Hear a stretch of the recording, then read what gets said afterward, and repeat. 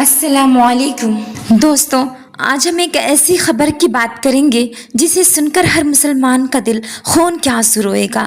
غزہ میں ہمارے بھائی بہن بھوک سے تڑپ رہے ہیں، اور جب دنیا کے نیک دل لوگ ان کی مدد کے لیے گلوبل سمود فلوٹیلا نام کا سب سے بڑا سمندری قافلہ لے کر پہنچے تو سمندر میں اسرائیل نے کیسی دہشت پھیلائی، یہ سن کر آپ کا غصہ 7ویں آسمان پر پہنچ جائے گا۔ یہ فلوٹیلا کوئی معمولی جہاز نہیں تھے، ان میں دنیا کی 50 سے زیادہ دیشوں کے سینکڑوں امن پسند کارکرتا سوار تھے۔ ان کا مقصد کیا تھا؟ کوئی ہتھیار نہیں، صرف کھانا، دوائیاں اور پانی۔ یہ وہ راحت تھی جو غزہ کے بھوکے پیاسے بچوں تک پہنچنی ضروری تھی۔ یہ قافلہ 1 ستمبر کو اسپین سے نکلا، بھومدھیہ ساگر کو پار کرتا ہوا 24 ستمبر کو اپنے خطرے کے زون ریڈ زون میں داخل ہوا۔ ارادے نیک تھے، حوصلے بلند تھے، لیکن 24 ستمبر کی رات غزہ کی طرف بڑھتی اس انسانی مدد کو ظالموں نے برداشت نہیں کیا۔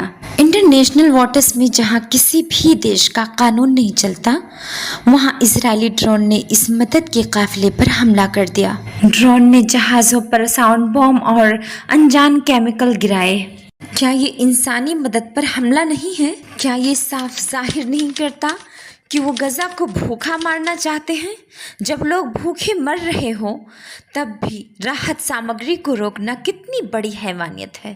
ایسے ماحول میں ترکی کا رول قابل تعریف رہا۔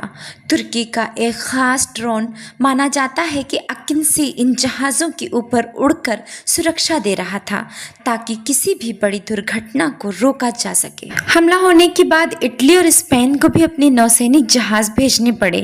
کیوں؟